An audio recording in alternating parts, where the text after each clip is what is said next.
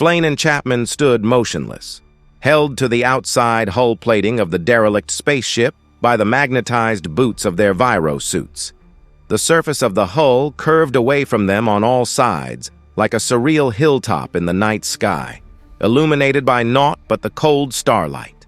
Their mouths hung open as, awestruck, they witnessed the sight of their own ship's lights suddenly going out for no apparent reason, just like Kilgary's.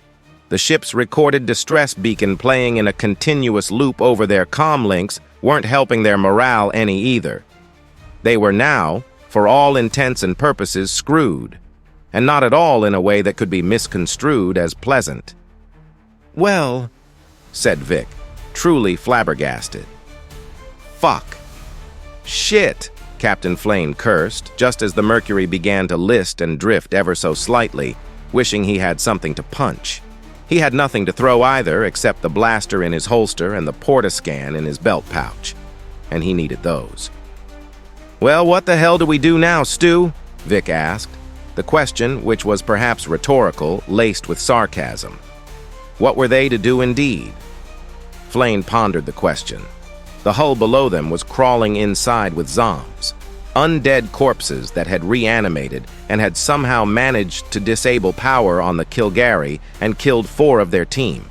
To make matters worse, their own ship now seemed to be behaving in the same way as the unfortunate Kilgary. For a number of hours, they had been out of contact with Mercury, and without her communications array, they were unlikely to find a way to call for rescue.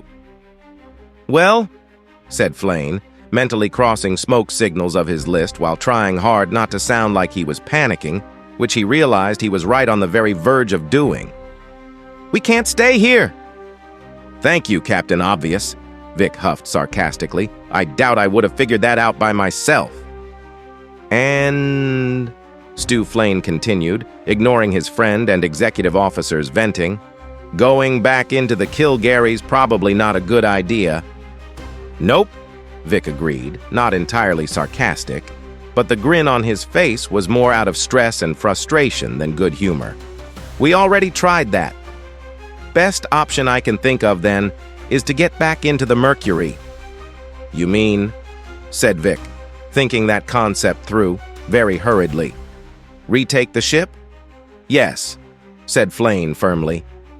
"Get back there, figure out what we're dealing with, and if the same thing has happened there as in Kilgary, we deal with it." "Deal with it," Vic repeated, looking a little more positive. "Okay, I like that. Sounds simple enough to me. Let's get this road on the show, shall we? Right, what's the plan?" While on a routine deep space mission to chart the frontier of unknown space, the starship Mercury stumbles across quite a mystery. How had the Kilgary, a cargo carrier last seen light years away 40 years before, reached that part of space before the Mercury? The last thing Captain Stuart Flane expected while working to solve the enigma of the Kilgary was a day-long running battle with the undead. Their troubles didn't end there, though, because the Mercury, their only ride home, was also in trouble. Of all the starships in the Terran Space Fleet, the I.S.S. Mercury is probably the unluckiest ship in history. Not once, not twice, but many times over, the same hapless crew, give or take a few dozen casualties on a supposed voyage of deep space exploration, stumble into the weird, wake the creepy, and trip over the downright terrifying and possibly even supernatural. Static is the first book in the Panic Horror in Space series by South African writer Christina Engler, available now in ebook and paperback formats and as an audiobook narrated by Darla Middlebrook. Get it now on Amazon.